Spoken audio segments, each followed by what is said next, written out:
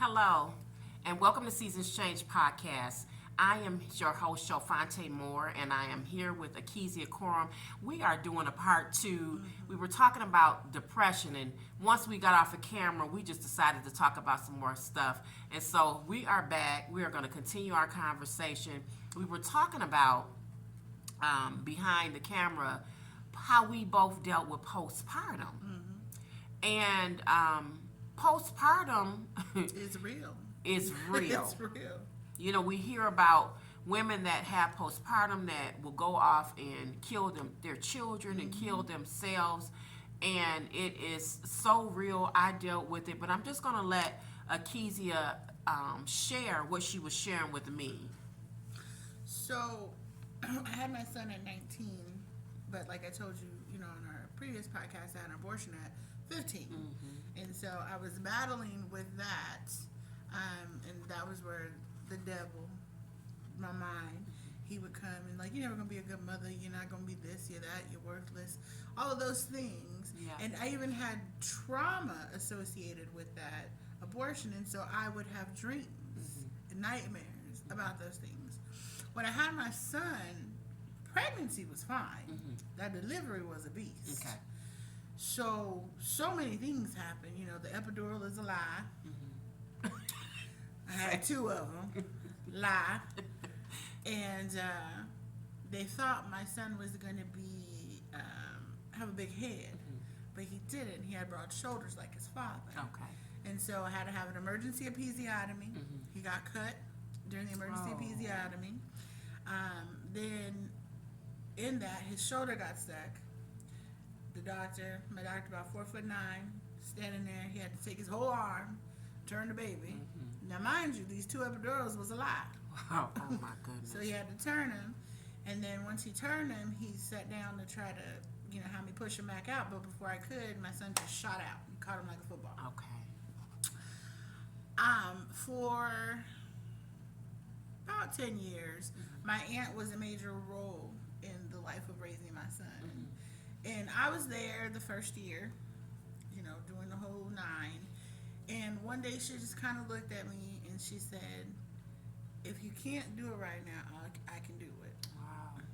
And I just thought, well, that, part of me had a struggle because my mother was there, but my mother was a young mother. She had me at 14. And her mother passed away when she was 19. A part of her died. So my childhood, being 5, died with her.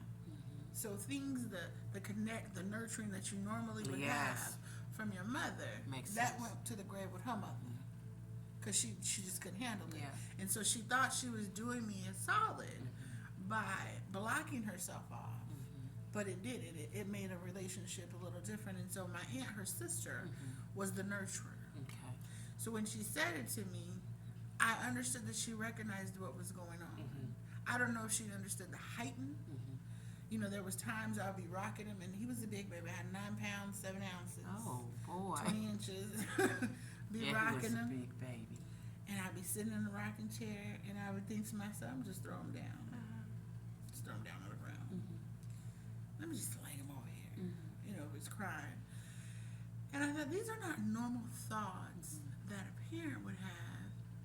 And so I felt like a disconnect. So mind you, I'm dealing with the trauma from the first bad decision of the abortion. And then I turn around, not even 4 years later, real good, and have a whole baby. Yeah. And the trauma and tragedy that happened in that, 4 days after I had him, my whole system shut down. Everything from the bottom. Wow. Broke all of it.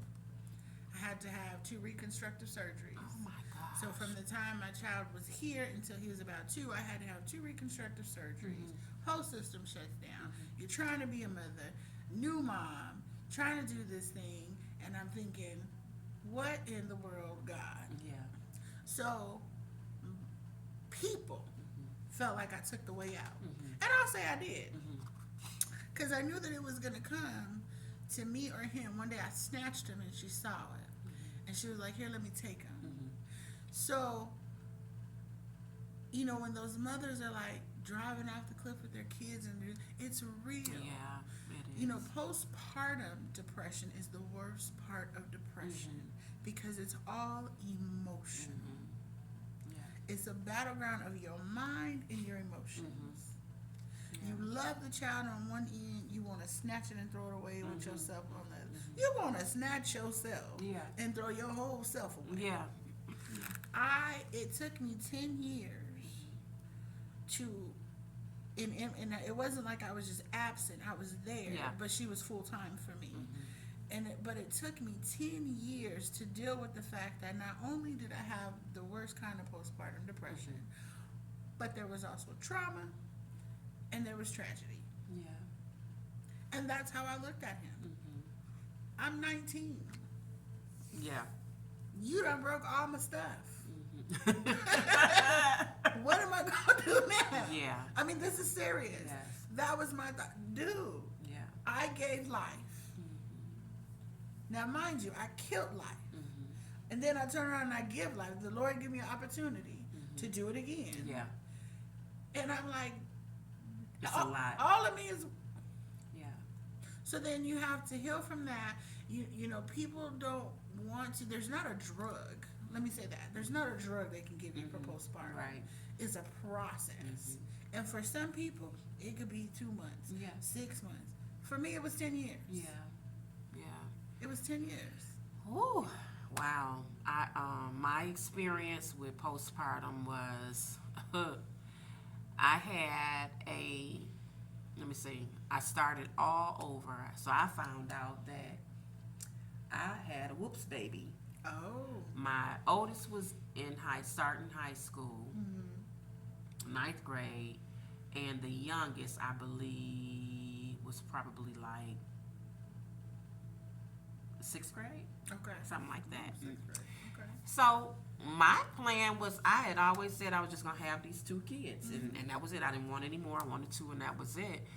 And one day I ended up going to emergency room because I had these shooting pains in my breast, and I was just, for days, and this went on for months. So I said, well, I had no insurance at the time.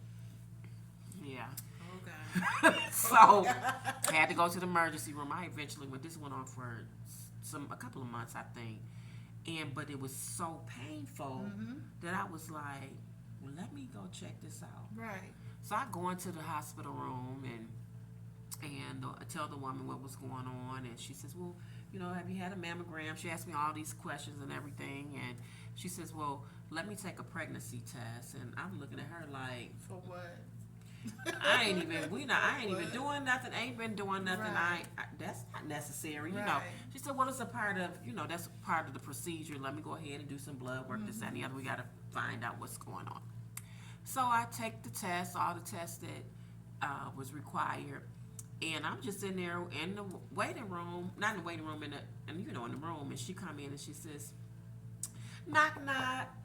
And I'm laying there, and she says, congratulations. And you wanted to cut her eyes out. I said, congratulations. She said, yes, you're pregnant. When I tell you, I screamed in that hospital.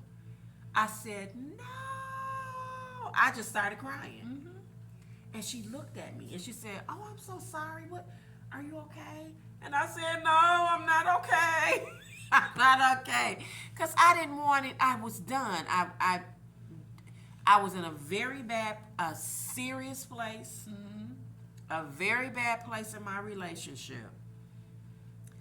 I was abstinent. And here come a baby. I couldn't understand because I wasn't doing nothing. You did something. It only take one time. And here come this baby. Yeah, whole baby. I was like, I can't have this baby. But could you do the other? What? It's either have it or the other option. Oh, I went to seek that out. God forgive me now. But I'm just being transparent. Right. I wasn't ready. I wasn't ready mentally. I wasn't ready financially. I was losing everything in my life at that time. I wasn't with the baby. I was with the baby daddy, but I was mentally broke. You know, it was just so many factors, and I was like, I cannot have a baby right now. In this situation. But I didn't believe the doctor. I said, I'm going Oh, you was one of those. to another doctor. Okay. I went to 2 clinics And got the same results. and got the same results. That's funny. And so here I go to the clinic, and they said, well, we're going to take an ultrasound. And they go in and they take the ultrasound, and then the doctor says, oh, congratulations, you have big baby boy. Oh, boy. That's how he said, you have a big baby boy. I was like, I said no again. I'm screaming and crying. I'm like, no, I can't. He says, you're 5.5 months pregnant. Ooh. 5.5 months pregnant. When I tell you I cried out the door. I was driving, I couldn't even see my way crying home. Because I was like, I can't bring another baby into this. My situation was so tragic for me. At the time, I was looking for a way of escape. I was looking for a way out. And I was right there. And then here comes this baby. Girl, you better talk that. So it was devastating for me. I love my son. It was a boy. And he's, he was plus I was older. What you mean? I was older. So I'm counting. I'm like, oh my gosh.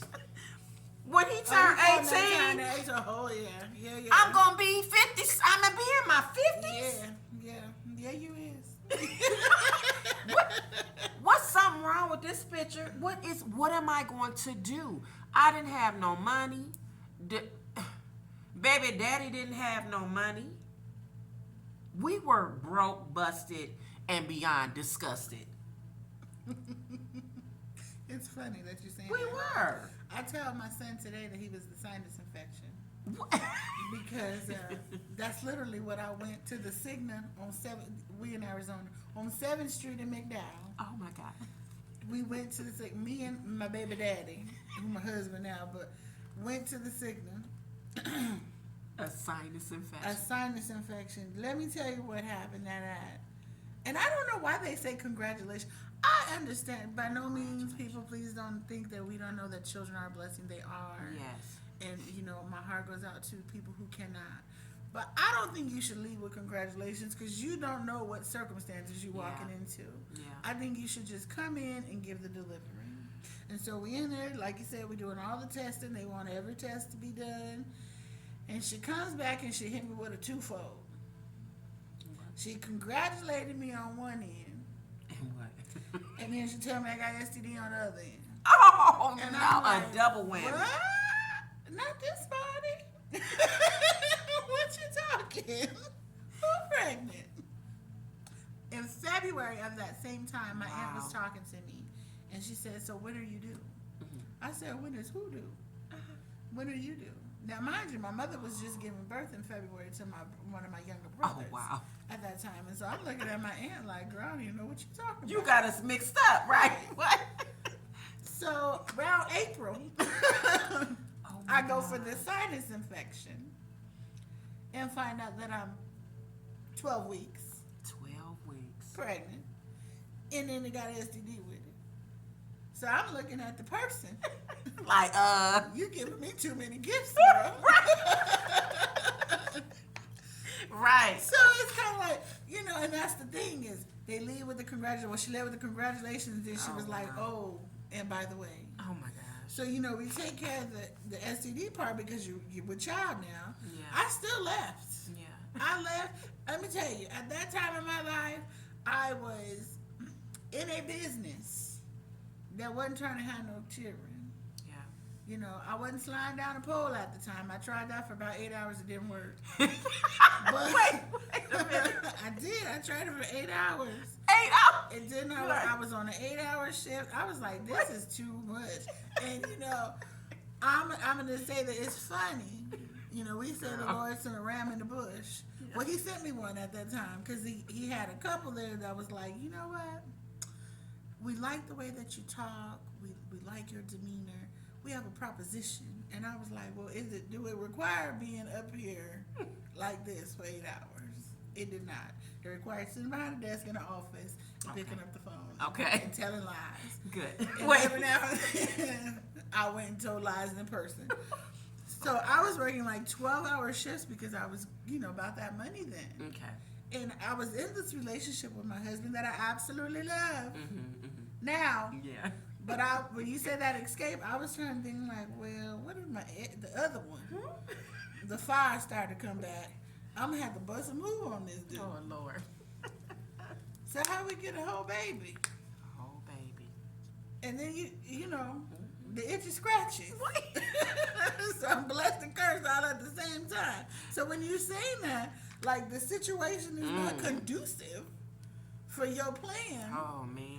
I think that's where God be laughing at us. He like, well, that was a good plan. Oh, my goodness. And some stuff that is unplanned still work out for our good. Yeah.